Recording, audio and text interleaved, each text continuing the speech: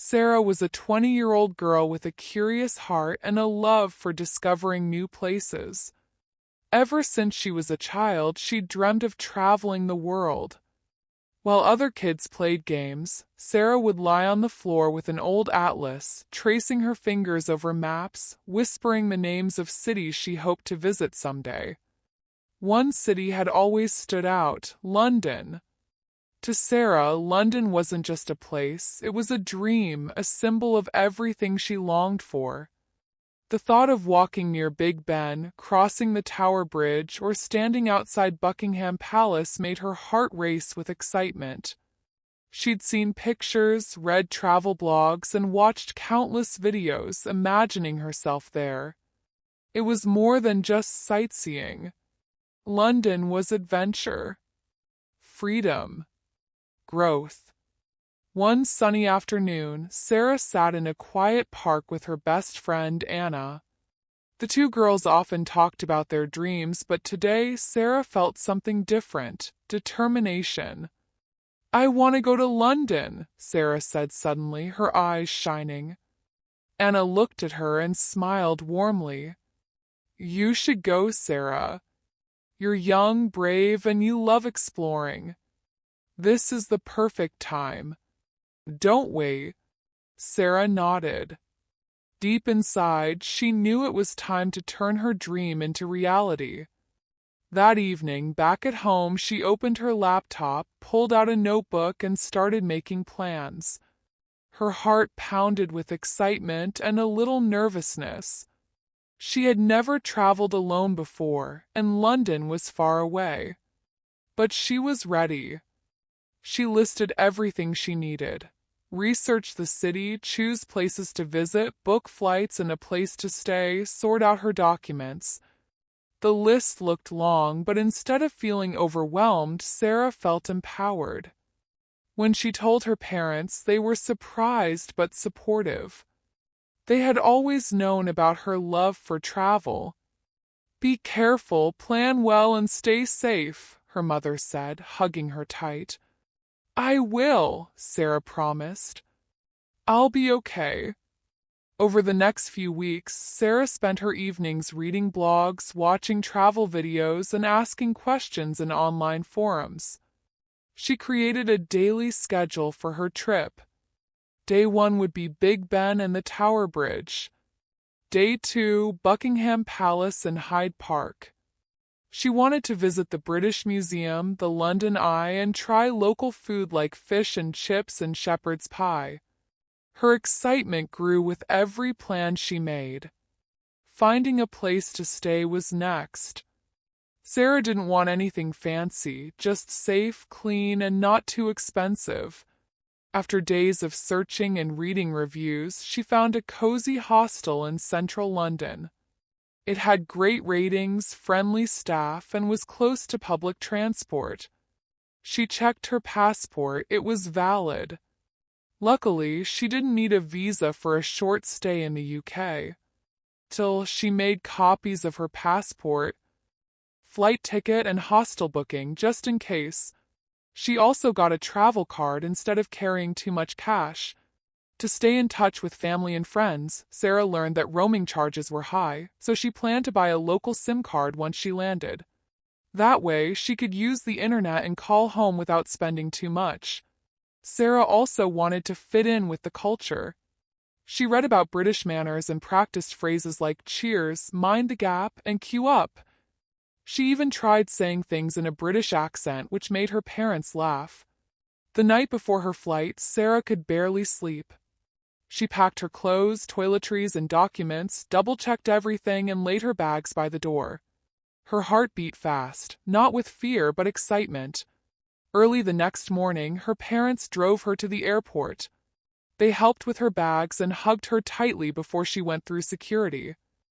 "Have fun, baby," her father whispered. "We're so proud of you." Sarah waved goodbye, holding back tears.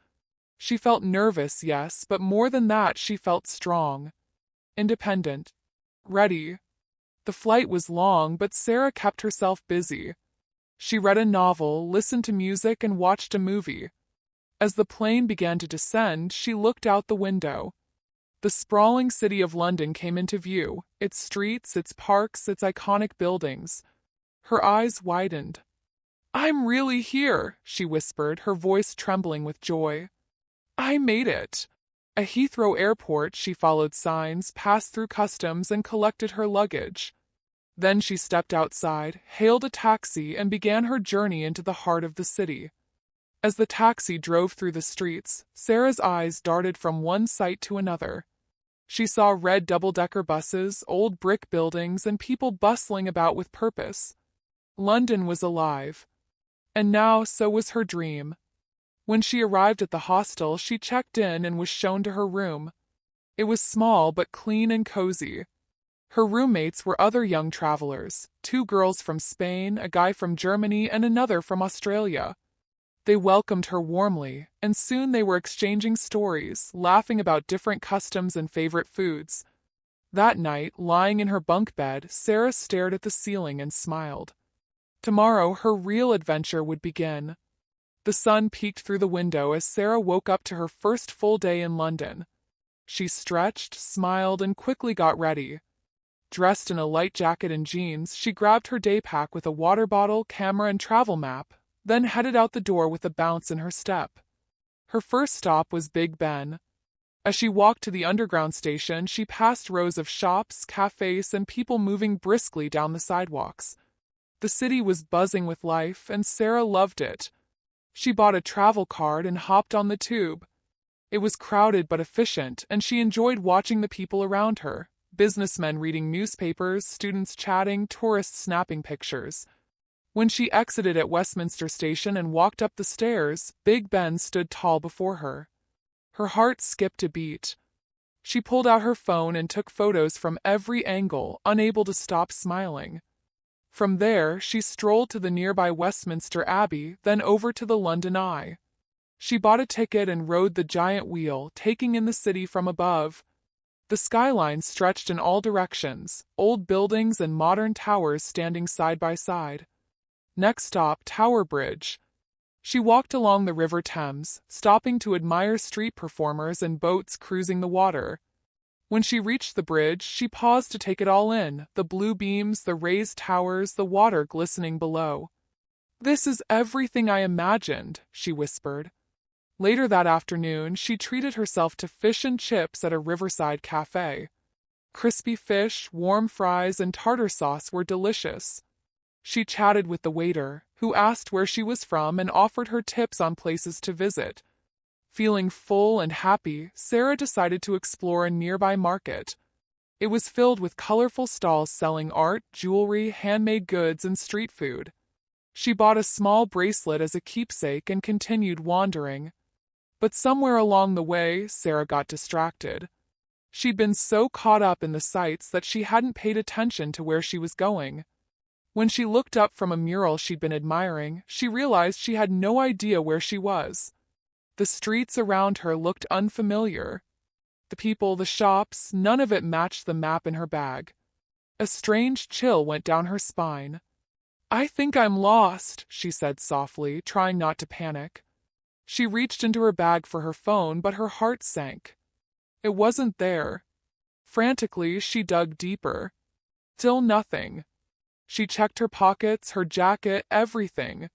Her phone was gone. She had no idea when she'd lost it. Maybe she dropped it.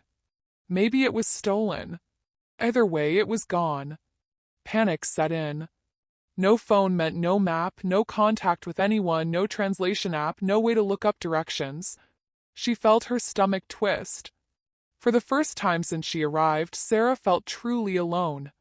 She took a deep breath. "Okay, think," she told herself. "You can handle this." She remembered passing a small bookshop a few blocks back. She retraced her steps, heart pounding. When she found it again, she stepped inside and approached the woman at the counter. "Excuse me," Sarah said. "I'm really sorry, but I think I'm lost and I don't have my phone. Could you help me?" The woman, probably in her 60s, looked up from her book and gave Sarah a kind smile. "Of course, dear. Where are you trying to go?"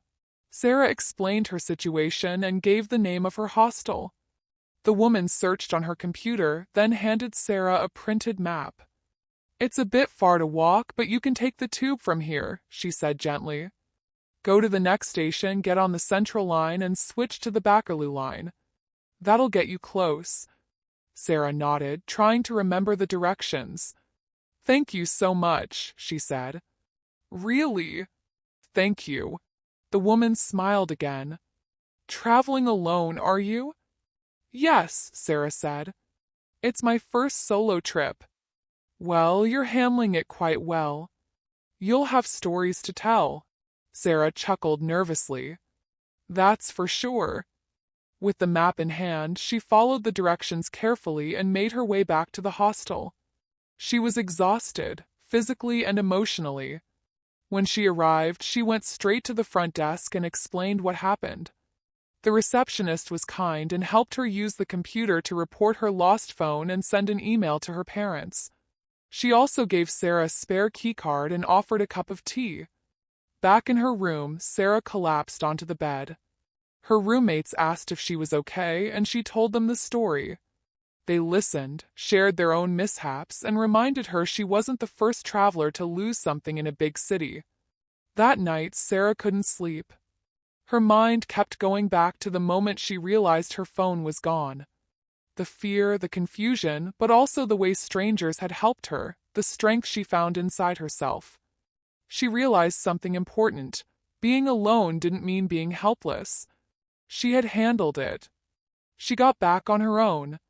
The next morning, she bought a cheap local phone and SIM card at a convenience store. It wasn't fancy, but it let her call home, get directions, and take basic photos. When she called her parents, her mom was worried but proud. I'm just glad you're okay, she said. You're stronger than you think. Sarah smiled. I think I'm starting to believe that. The rest of the day, she kept things simple. She walked through Hyde Park, fed ducks near the Serpentine Lake, and sat on a bench reading a book. She let herself relax and breathe. That evening, she visited a small local theater for a play. It was something she hadn't planned, but one of her hostel roommates invited her. The performance was beautiful, and the actor's passion lit up the stage. For the first time since losing her phone, Sarah felt completely at peace. Walking back to the hostel, the city lights shimmered in puddles on the sidewalk. The night air was cool, the streets calm. Sarah looked up at the sky and smiled. London was challenging her, testing her. But she wasn't afraid anymore. The next morning, Sarah woke up feeling different.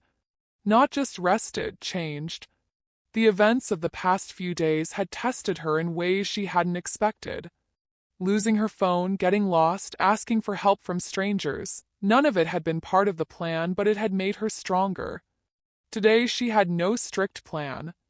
And for the first time, that felt like freedom instead of fear.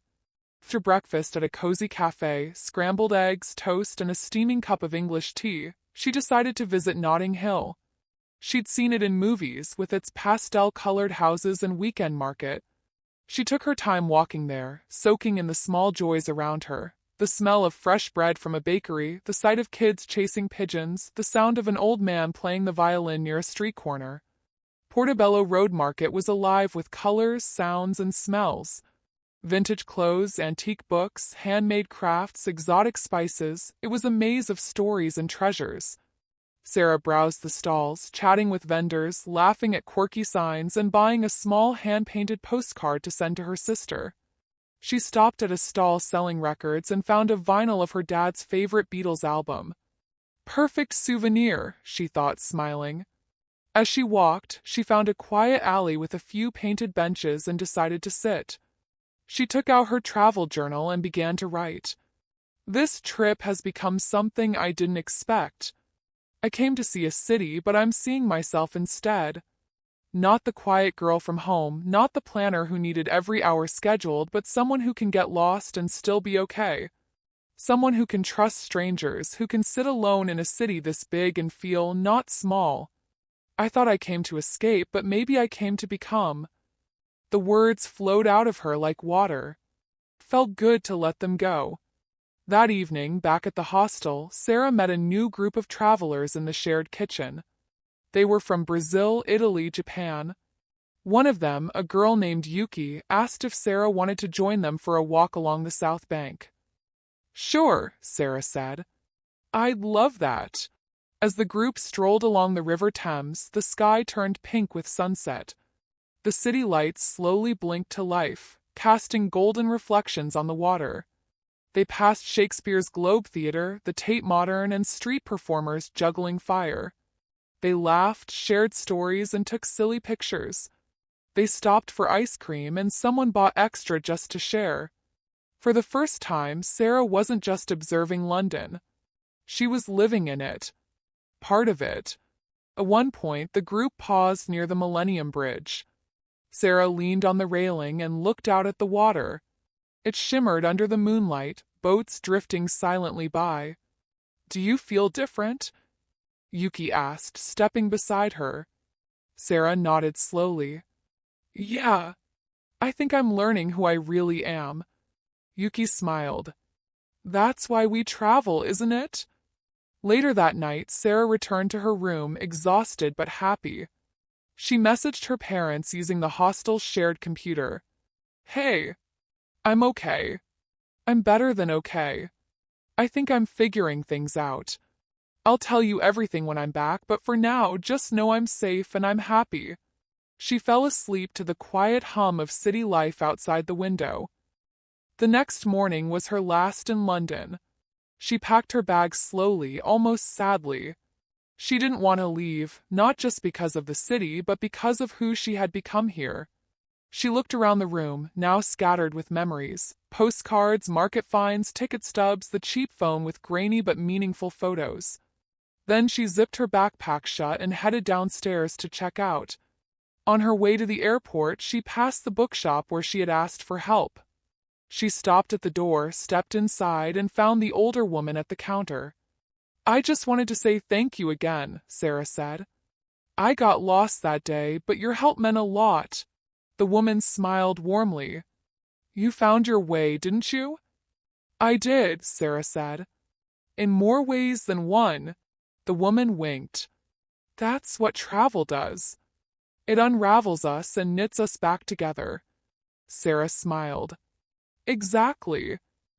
At the airport, waiting at her gate, Sarah opened her journal one last time and wrote, London didn't go the way I expected, but maybe it went the way I needed. I learned to be brave. I learned to ask for help. I learned to sit with fear and let it pass.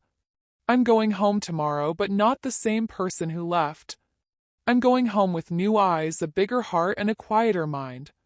And maybe next time I'm afraid, I'll remember the girl who got lost and found herself in London. She closed the journal, boarded her flight, and leaned back in her seat as the plane rose into the clouds. Beside the window, the city shrank below her. But inside her heart, it stayed. Forever.